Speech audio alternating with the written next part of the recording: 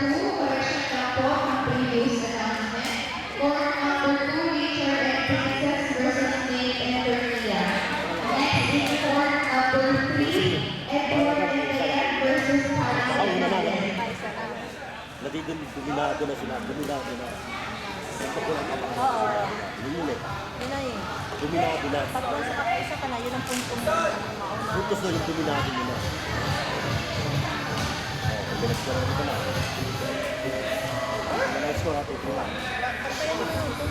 Hindi, hindi, hindi. Tama.